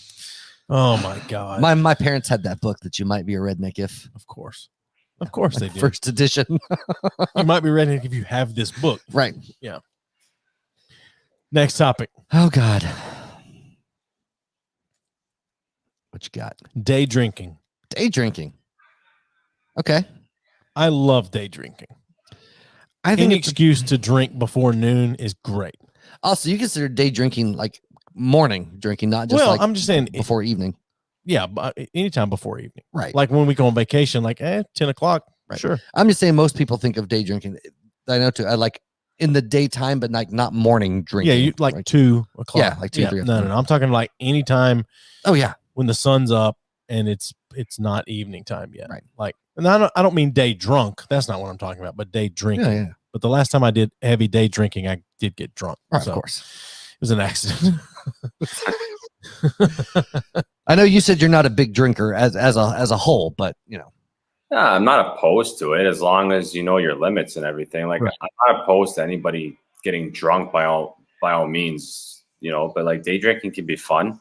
Just for someone like me, it just depends on the time where I am. Like if I'm on vacation and it's a Sunday brunch, bottomless mimosas, you better believe I'm going to be day drinking. Yeah. Yeah. So- I like day drinking. I just can't day drink Why? because it develops into a larger problem over time. Make your pussy hurt? yes, Yes, yes, I it get you. does. No, I get you. You know, I tend to have alcohol dependency issues. Or I used to. tend is a very soft word. It's come back a little more over the last year or so, but for the most part, I've quit drinking as much as I used to. well. Oh well. I used to have what they would call a problem. A problem. Yeah. Yeah. It's only a problem if you call it that. For me, it wasn't a He's got it figured out. Yeah. No, when I think of day drinking though, like I always think something's fun. We're barbecuing, we're playing cornhole, whatever. I mean, Oh, yeah. it's just day drinking to me just represents we're having a good time. We're hanging out, and that's really the extent of it. Like, so best morning alcohol. Like best morning if you're gonna alcohol drink is an Irish whiskey okay, in your coffee though. okay, Yeah. All right, I can get down with that. I mean, obviously mimosas are great in the morning, but Right. it's because they're half orange juice. Yeah. But He's raspberry. you what? I'm a raspberry mimosa type of guy. Raspberry. Really, I've not had raspberry mimosa. I'll have to try that sometime. Yeah. Interesting. See, I'll drink I don't whiskey. like orange juice at all. Yeah. Oh, okay. See, I'll drink whiskey anytime, but for me, Sure. like the best breakfast drink is a fucking tequila sunrise. Oh, I'm sorry. Oh, yeah, don't even get me started A on fucking. tequila sunrise. We're not even talking about opiates right now. No, I understand. But yeah, I'd like tequila in the morning is with a little orange juice, is I could see that. Yeah. Yeah, I could see a little that. for splash sure. of grenadine. Yeah, for me, some morning drinks, it's either the mimosas or I'll literally just have a cold beer.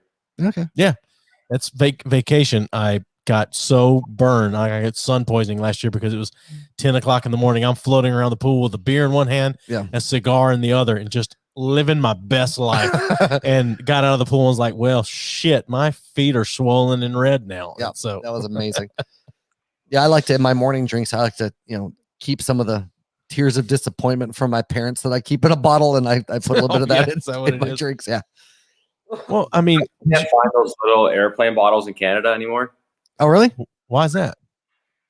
I don't know. I forget the real reason why. We were, you could still find them, but you can only get them on a big bottle. It's a tester that they put on a big bottle for people to try.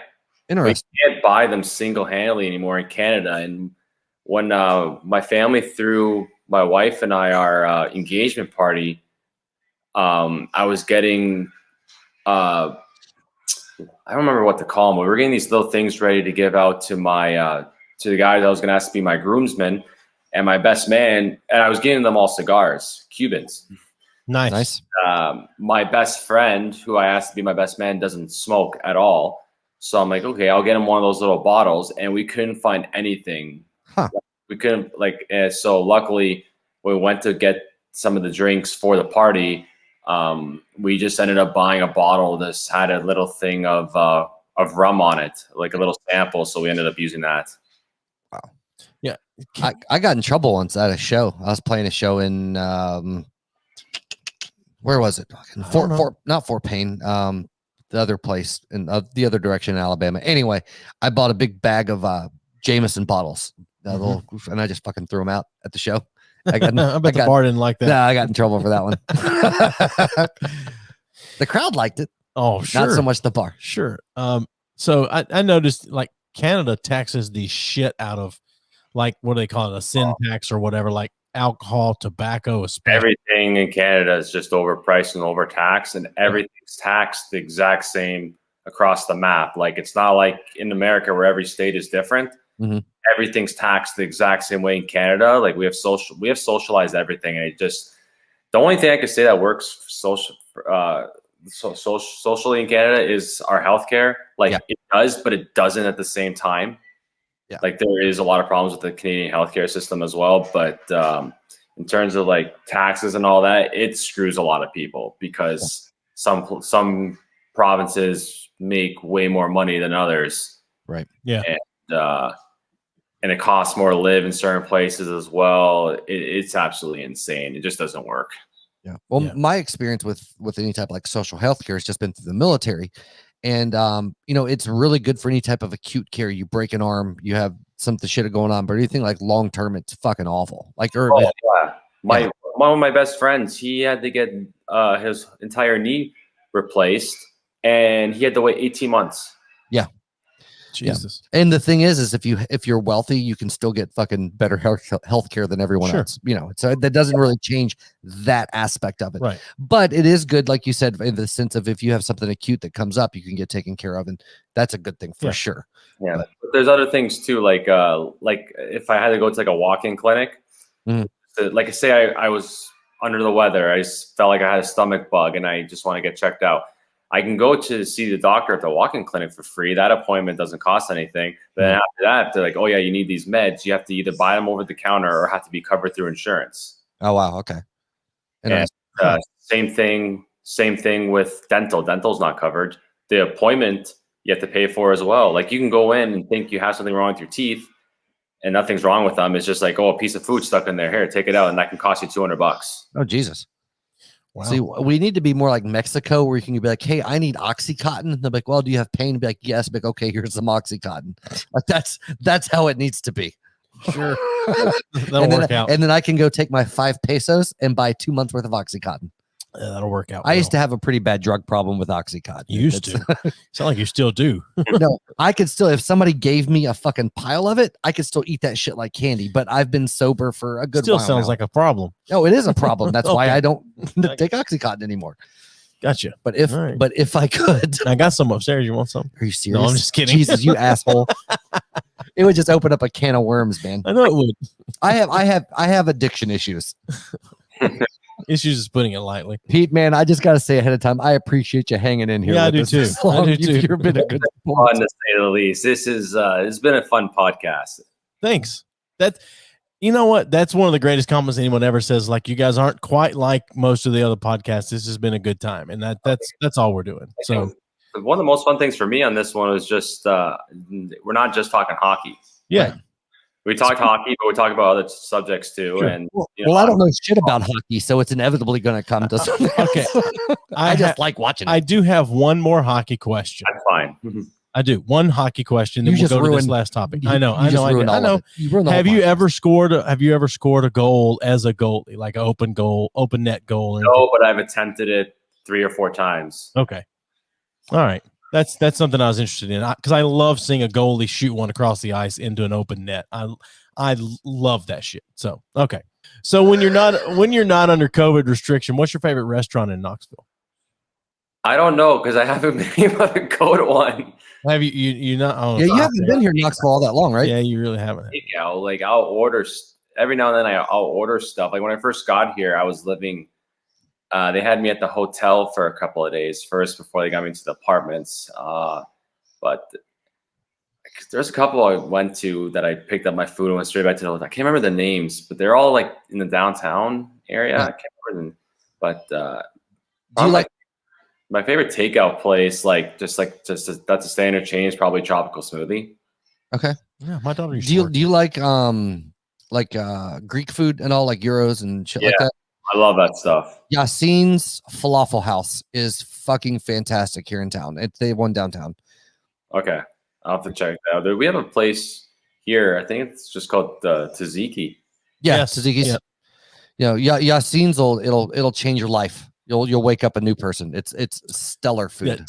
Yeah, Falafel and gyros. Tzatziki's is okay, but Yasin's is And better. Stefano's is the best Chicago style pizza in town. Stefano's is awesome. I love a Chicago style pizza. I haven't had Stefano's. I'll have to check that one out. You've No, been here for like fucking yeah, 20 just- years. I always go to Hard Knocks if I'm going to get pizza. Hard Knocks is great, Stefano's but it's is not Chicago so- style. It's so superior, and I don't like Chicago style pizza usually. I got you. It is the best pizza in Knoxville that I've had. I'll check it out So good.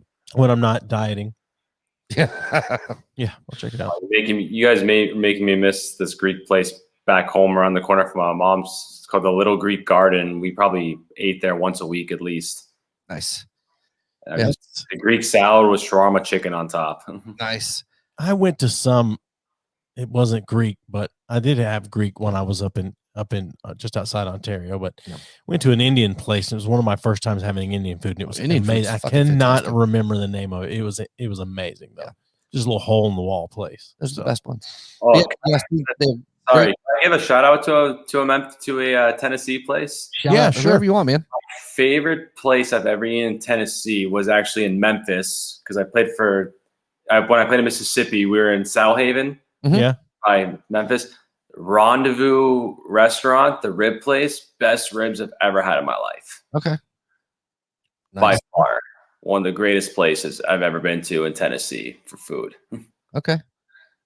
Yeah, I mean that's the weird thing about Tennessee because we're kind of in the middle. We're not known for any Memphis has Memphis Yeah, barbecue, yeah. but that's really about it. Like, and I don't still think our I prefer Carolina barbecue over Do you? barbecue, even Over over Memphis Texas, style? and over Texas. Like when you say barbecue, you mean Like pulled pork? like pulled pork. Yeah. I got you. So I had sweet peas tonight for dinner. It's I okay. love sweet peas from downtown. Their pulled pork's good. My wife gets the ribs. Yeah. Of course. But I mean, Once. do what? I think I've been to Sweet Peas once. Yeah. So they have two. The location downtown is really good, but they have another one that's out toward Maryville out on the river, and it's really good. It's downtown is good, but Yeah. the other one's really good. But yeah. So not to bring it back to this, but Yassine's. I guess I can't speak highly enough of them. Like their baklava is it's like an orgasm in your mouth, but in a good way. yeah. Have you ever been Yeah. to? And I know Pete, I know you haven't because you haven't been here long enough, but. You ever been to Greek Fest at the Orthodox Church off? It's Cumberland Avenue. By the time you get to it, but so they used to every year. I try to avoid churches these days. Don't understand, but it's a Greek Orthodox church, Right. and they do Greek Fest every year, and they have a lot of homemade stuff. But they have some mass produced stuff, but they have a lot of homemade stuff. They have gyros and Oh, a lot of the sweets and things like that. And I love a good lamb gyro. It's so good. So A gyro. yeah, gyro. my best friend's wife is Greek, and they had a Greek style wedding, and that was so much fun. Nice. Some of the food there that they had, I never had before in my life. It was, and put it this way: if you ever get invited to a wedding and you know the reception is going to be like European style, you better be going. Yeah. Well, because it's funny here in the South, it's very common to have like dry weddings. Like not a lot of people have a lot of booze at their weddings here. It's very strange. Well, it was strange to me to go to like a northern wedding and there'd be like alcohol. And I'm like, what are they doing? This is crazy to me. Yeah. Like my sister's wedding, which she had in Florida, but like they had wine and things like that there. And that was like crazy. Yeah. It was a Japanese and Korean wedding was the most, like I have never been out drank like little old Korean ladies. They can motherfucking drink their asses off. Yeah. I ended up doing shots with this. She had to be like a 7-year-old Korean woman. And just like I was done. And she called me a pussy. It was awesome. My wife and I, we haven't had our reception yet because of COVID. We decided to just have a small elopement at our church in Canada over summer to keep to our date. But like our reception that we're going to have, like each table was going to get a bottle of red and a bottle of white wine. It was open bar, and we were supposed to have mixologists come to do. Nice. Oh, nice. So how long have you been married? We just got married this past June. Oh wow. Okay. Well, congratulations. Yeah. Thank you. I'm on my third one, and it's lasted 8 years now. So I've set a record. Doing good. Yeah, thanks. Hopefully my first is your third. Okay. Yeah, I am not good at relationships, obviously, but somehow Amanda has fucking stuck it out. So I know you're amazed. She's a strong woman. She is a strong woman. I couldn't stand me. Yeah. You're the only other person that has been able to fucking keep me in your life for an extended period of time. It's because I've known you longer, and I won't go away. It's because we don't expect anything out of each other. No, so I can never let you down.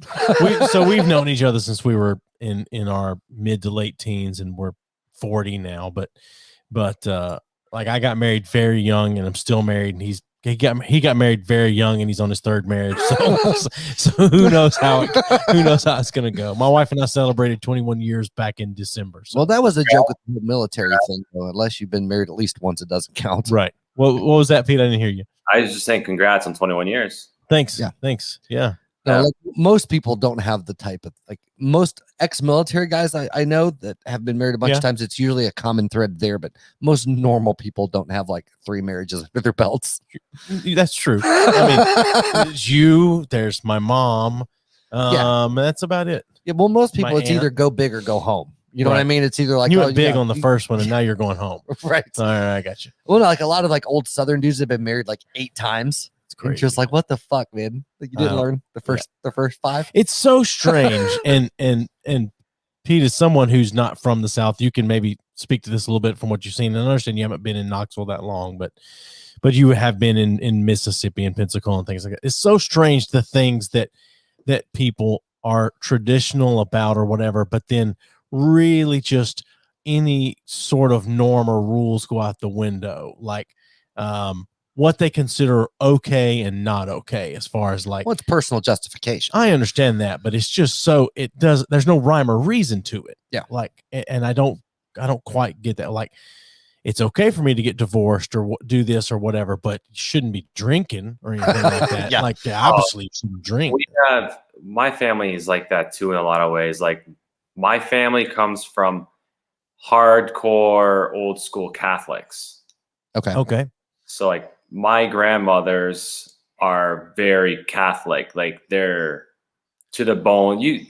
I wouldn't call them practicing, but they're very, very strict with what they believe in. Right. There's no change in their mind. My mom's mom is a little more open-minded in ways, and she doesn't really speak on certain subjects because she doesn't understand them. She knows like her boundaries and all that kind of stuff.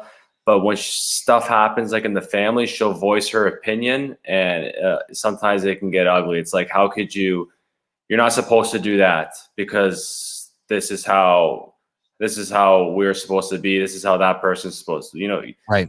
You kind of get what I'm saying? Yeah.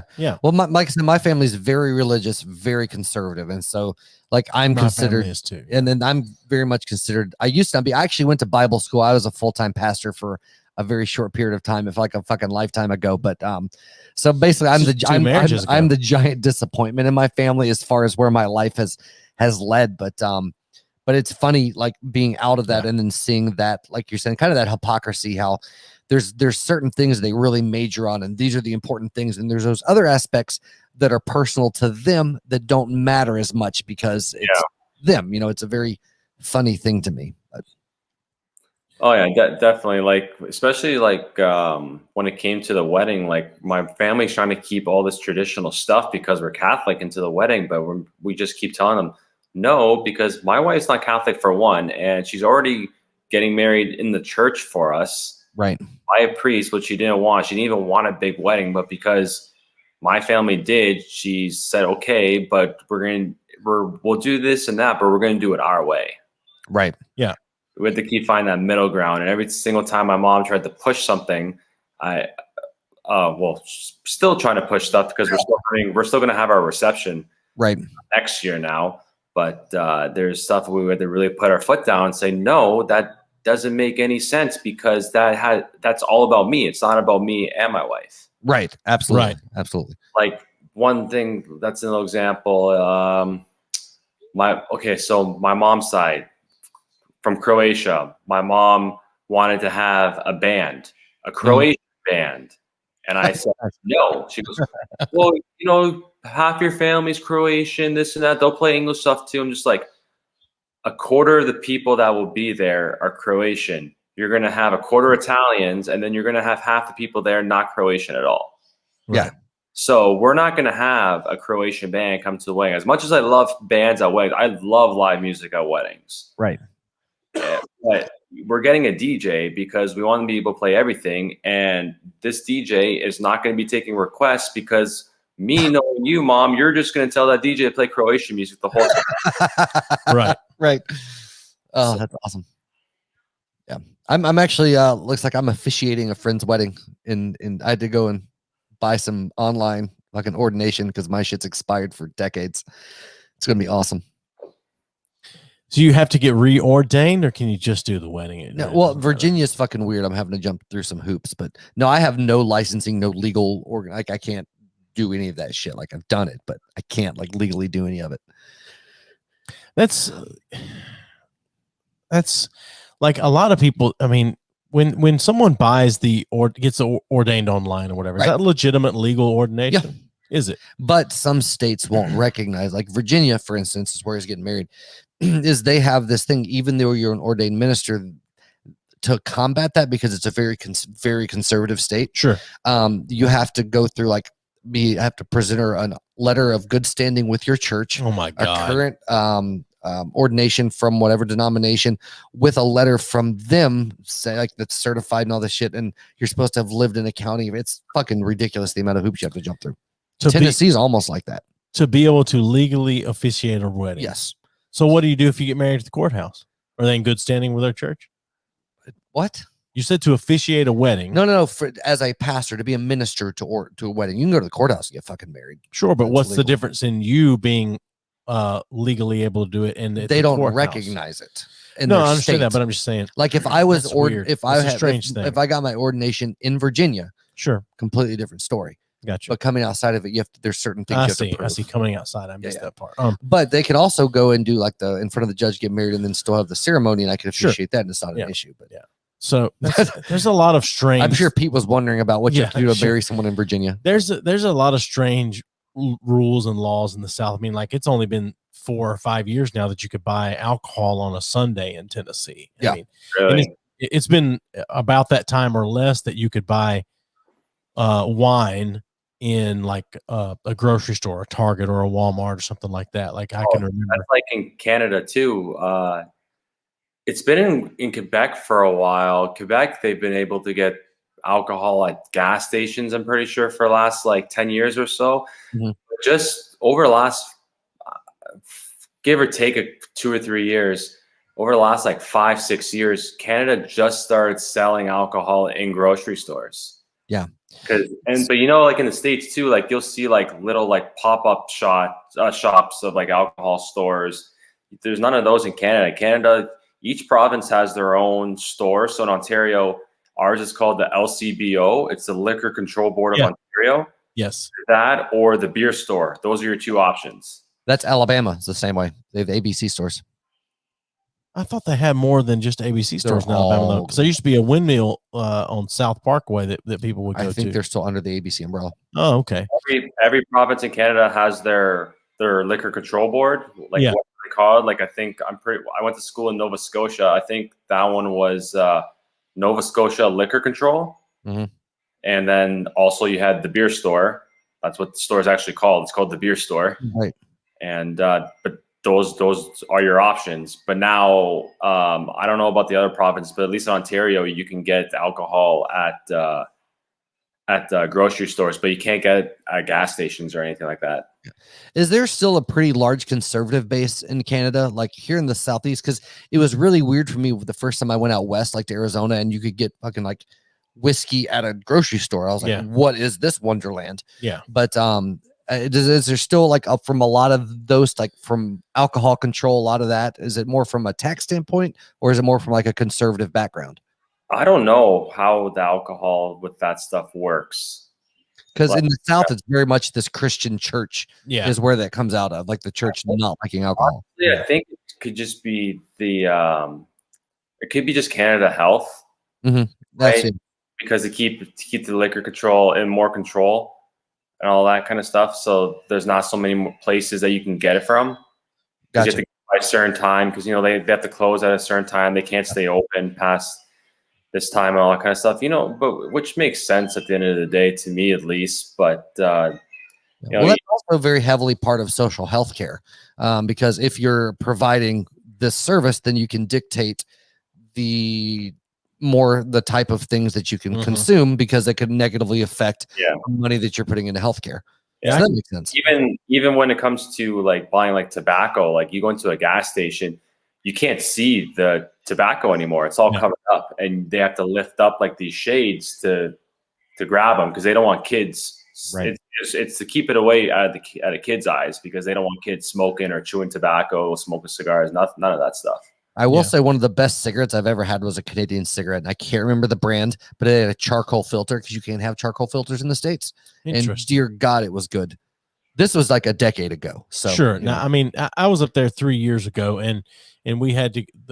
I was smoking at the time, and the guy I was with was smoking as well. And we had to go and buy some cigarettes, and I mean, again, I said it earlier, but it's insane how much more expensive it was. But but I can also remember us having to go to the LCBO to get some liquor to have at night while we were doing our work at the hotel, paperwork and things like that. And it was the Alcohol Commission in Tennessee is a joke. It's backwoods Tennessee shit that's 40 years behind. We just had someone comment on the podcast. So I know that guy. His family used to own a liquor store. So yeah, but I can remember having to go to the LCB store. But the biggest thing that stood out to me is that we were at a restaurant, and I can't remember what restaurant it was.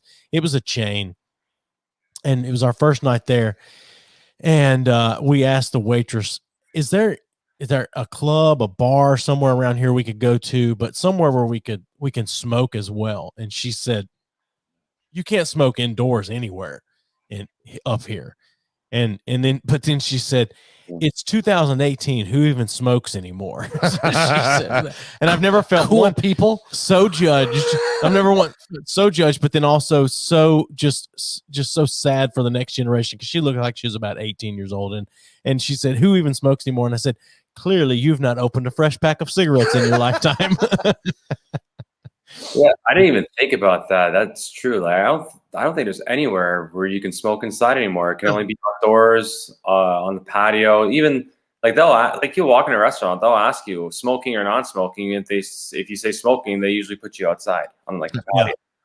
Yeah, Tennessee, I think you have to be 21 and up, and they can't serve food. Those are the No, you can serve food, but that can't be your biggest. It can't be a restaurant, right? Because like downtown Prez Pub serves food, but Right. you can smoke in there because it's 21. I and miss up. smoking in Waffle House. That's the thing. If I got to order my hash brown scattered, covered, and chunked, I should be able to light a cigarette in there. I'm assuming, have you been here long enough in the South? Have you gone to a Waffle House at any point in time? Oh yeah. Okay. Just making sure. It's surprising to me. Sometimes people come down, they just drive by it and they're like, I'm not fucking going there. Right. And I was like, You know what you're missing out. Waffle House and IHOP are two big breakfast places for me here. Yeah. And but yeah, like with the smoking thing, like in Canada, like honestly, I think it's good in a way that they do that, like Mhm. all the restrictions, because like at the end of the day, everybody knows smoking's bad for you, Absolutely. Right. but people are still going to do it. Sure. But like I remember fast is bad for you. I remember growing up seeing like all these anti-smoking commercials and people saying, "Yeah, shut down the tobacco industries and all that." Like, it's actually not a good idea to do that. Right. Like from like an economic standpoint, and Absolutely. at the end of the day too. Like, say like tomorrow, like you just every tobacco industry was shut down. You know, like people are going to be out of work too. Yeah. You're Well, screwing people out of their livelihoods. Like you can get like stuff like that's got to just be like phased out, I guess. Yeah. Or at least help brought into transitioning into something else. You know well, what on top of that, the amount of money the government makes off the taxes from that shit is Sure. unreal. And you know what? It did help develop America too. Yeah. When it first started as well. Yeah. So like there's history to that and all, but at the end of the day, like I just smoke. I'll always say smoking is bad. Like my grandfather had lung cancer twice before he passed away. Yeah. And it was lung cancer from smoking, and he started when he was young. Mhm. But you know, and then you gotta let people make their own decisions. Yeah. I was in my mid-20s when I started smoking. It was solely to get more breaks while I was in the military. That was the sole reason I started smoking. And you know, I just started smoking when I was 12, and I've smoked on and off ever but I since. remember my great aunt, like she had emphysema and she had her oxygen, and she would take her oxygen off. She'd take a couple drags and then put her fucking oxygen mask. To the day she died, she still smoked with her oxygen tank. It's fucking crazy. Yeah. So I expect a painful and terrible death at some point in time. Could be. Yeah, Who knows? I bug my mom all the time. She's a smoker, and every time she pulls a smoker, I said, "How's your death stick? Right? How's your cancer stick?" I just do it to bug her. Yeah. Yeah. Here's a quick smoking story. When I think I was 10 years old, I took a pack of my mom's smokes and I broke them. The one side, I broke them all in half, but I put them back together. As soon as she would light it, it would fall off.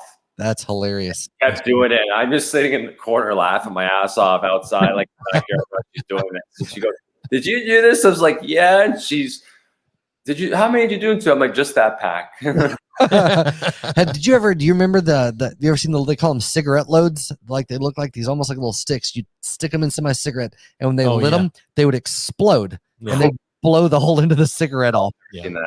Yeah, I'm sure they're super dangerous, but I used to get them. I used to put them in my grandmother's cigarettes, but I'd put them in like just a few of them. Sure, random. She beat my ass. Cigarette roulette. Yeah.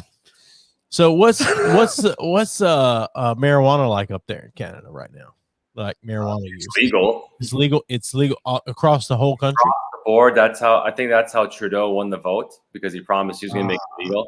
The young people's vote. But no, it's legal. If you're going to grow yourself, like without like having like your own company to do it, you're allowed to have 3 trees on your property. That is a lot of fucking weed, man. It is, yeah. Jesus. And that's all I really know about the industry. Like stores are opening up, and all that kind of stuff. But one of my best friends, her fiance owns a store, and I don't think there's anything special to them or anything like that. But like that it's legal. That's sure. Yeah. I'm not opposed to that stuff. And, right. I see there's benefits to it. It's helped people in the long run. And I'm one of those people that thinks that as far as drugs go, like drugs should just be legal for a certain age, but stiff penalties if you're endangering someone else or kids. But the issues with a lot of it is there's no on the spot tests. Sure. Right. So like if you're pulled over and you're high, there's no way to fucking like do a blow test or anything else to prove. They start doing that now in Canada, I'm pretty sure. Have they? Okay. So they used to do like they do the commercials now, like you wouldn't drive drunk, don't drive high. Right. And but I remember growing up too as a kid, like we used to do these. They're called the DARE programs. Yep, we had that here. Yeah, and there's marijuana is bad, this, that, and now that I don't even think that's in the program anymore. Yeah, I haven't heard about. I don't think my kids went through DARE. Or they may, one or two of them may have, but anyway, what are you doing? Yeah, but it's like I just think if you're an adult, you should be able to kind of decide to do whatever you want to do that's only going to affect. Like if you want to sit in your house and shoot up heroin, fine. I don't care as long as you're not endangering someone else. I don't give a shit. Like you're an adult, do what you want to do. But yeah, just try to make smarter decisions than that. well, no, I agree with that. I mean, that's not. I get what you're saying. Yeah, I'm just if you're an adult, just being you should be able to decide what you're going to do as an adult that's only going to affect you. Yeah. Sure. Oh, absolutely. Like, know what you're getting yourself into.